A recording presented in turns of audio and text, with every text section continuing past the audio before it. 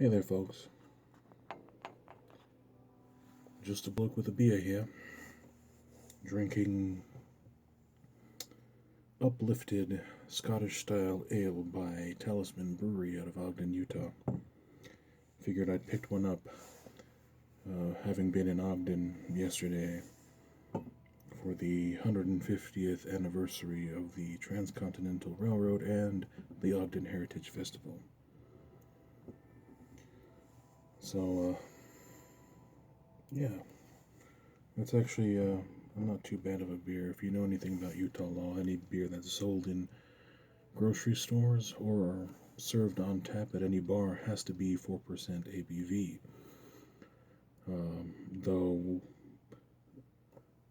Utah sometimes on the bottle says 3.2, but that's alcohol by weight, and Utah is the only place in the world that measures alcohol by weight, when in reality it translates over to being 4% by volume with the rest of the world. Anyways, I thought I'd get on here. I just got back from the celebrations downtown. There was a little bit of fireworks for the railroad anniversary here in Utah. And, like I've said before, Utah's history is also the railroad's history, or at least part of the railroad's history. Anyways, that's not why I got in here to talk about the railroad. You've heard me blabber on about that all week, probably, in a lot of Utah's history, so I thought I'd give you guys a video about one of my hobbies. Some of you may know that I repair furniture as a trade. I'm a woodworker. I do a little bit of upholstery and leather work as well to help customers fix some of their old furniture as well as some of their newer furniture as well. But if we were able to get the parts for some of these furnitures, especially dining chair legs or couch legs or lounge chair legs, we'll order those in, because it's a lot cheaper to do that than having to remanufacture a leg. And so a lot of those broken chair legs, what I do is I take them and I make pipes out of them. Now, I know some of these chair legs are made of certain woods that are probably not suitable for pipe smoking, and to be honest, a lot of the times I'm not able to tell what kind of woods they are. I know this one for sure is Seasham, and it has a cedar shank with a mouthpiece or stem by Missouri Meerschaum.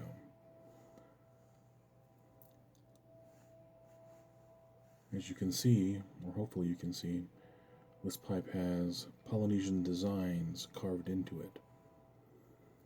And my inspiration for this pipe was looking through some old museum photos of pipes carved by the Maori people of New Zealand. Spyro Dotgeek might know what I'm talking about. He lives there. And I also have a lot of family living in New Zealand, especially in the Auckland and Wellington areas. Anyways, I saw that, and I know that when the English had come to New Zealand, they brought with them their pipes and tobacco. And at the time, it was clay pipes that they used. Well, the Maori saw that and they mimicked it, but they didn't only just make those out of wood, but they also carved their traditional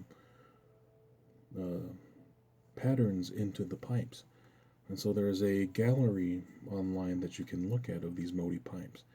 And me being of Polynesian heritage, I was like, well, I want a pipe that I'll be able to pass on. A pipe that has my cultural patterns on it too. And so here I have this pipe made of shisam and cedar. I do want to eventually get a better stem for it, but yeah, with these chair legs and sometimes table legs, I will make tobacco pipes out of them. And that's just one of them. The one I made for the commemoration of the Transcontinental Railroad 150 years ago is this one, because the bowl looks like a chimney for a steam locomotive. I was hoping to get a lapel pin with the golden spike and put it here, put the dates here, and then maybe the Union Pacific and Central Pacific symbols here. I'll probably have to do that tomorrow, hoping I'm able to make it up to Ogden. But yeah, that's one of them. Here's another one I made to mimic the ROP pipes. Not just the ROP stack pipes that I have, but also the deluxe pipes that have that rustic, natural look to it. Because I know a lot of them were made from like the cherry tree branches and such. So I kind of made this pipe to mimic it.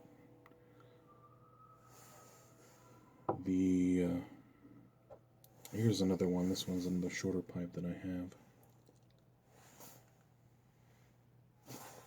that I made, and you can, if you look at the ends of a dining chair leg, that's pretty much what the bowl is. So I have nothing, I don't carve or anything like that. All I do is attach a shank onto it, which the shank I usually make from the stretchers, if the chair comes with stretchers, which is that bar that connects the legs. Usually a lot of people put their foots on it when they're sitting on the chair, and they usually call those a footrest or not, but they're actually called stretchers. So I'll make the shank out of a stretcher, drill a hole into the side, linking it into the bowl, and that'll be my shank. And then I'll drill a hole big enough for whatever mouthpiece I put on it. Yeah, this is one of them. Here's another one, and this one I actually had the shank of another pipe that broke and attached it to this one.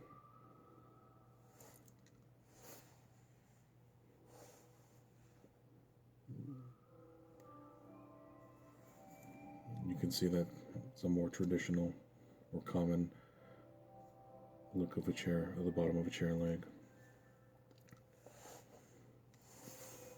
But I kind of out of nowhere decided to start utilizing the old broken chair legs to make pipes with, and I figured it would be useful, and a lot of these pipes actually have been useful. And what I mean by that is that, sometimes we'll spend a couple $100 on a new pipe, and for new pipe smokers, I recommend you start with the cob. But sometimes we go straight for the more expensive pipes, and trying to learn on those pipes, a lot of us burn those out. So I made these pipes because these are pipes I can throw together 30 minutes to an hour, and then cover them with some finish or whatever.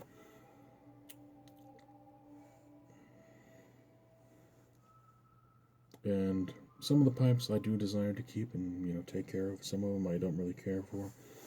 But these were the pipes intended to practice on. Practice how to smoke and take care of them properly and such like that. So when it comes to the times I do want to smoke a more expensive pipe, I already know what I'm doing and not going to risk burning it out and having to spend another couple $100 to replace it or whatever. But yeah, these pipes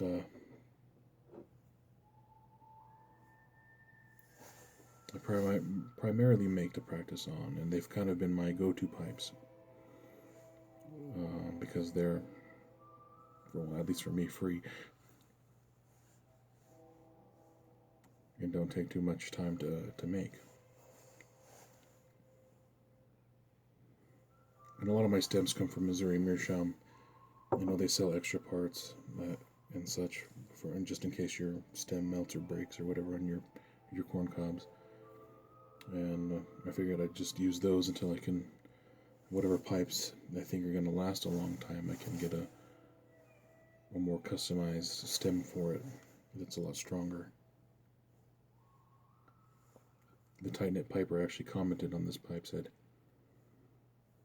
"That's the pipe a villain would smoke."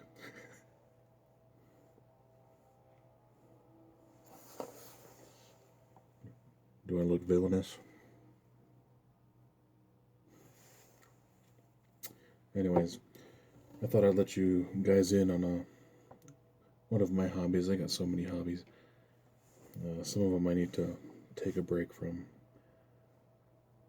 But, I enjoy it. Because pipe smoking is one of my hobbies. I'm glad I have another hobby with pipe making that will help support that. And, a lot of these pipes that I have made out of these chair legs are great smokers. Some of them I've had for a couple years now that have lasted so long, and I'm not sure what some of the woods are that these are made from. I know I got to be careful with that because some woods are poisonous. I know the sea sham is known to cause skin irritation, but the wood itself hasn't burned on me at all. It's such a hard wood and such a strong wood that I can smoke this as hot as I want, and I'll see no sign of cracking or no sign of charring of the wood inside the bowl or inside the chamber at all. This pipe is a champ, and I know this is a pipe I can pass on. Also, a lot of my cultural designs have been put into that, so I'm glad it's withstand the smoking tests. I just hope it'll withstand the test of time. Anyways, folks, I'm gonna enjoy this beer and go off camera. I also have some single malt whiskey I have to finish too. An old lady in England said this was the secret to long life. But you guys be safe out there. You guys take care. Happy Railroad Day and happy smoking. Cheers.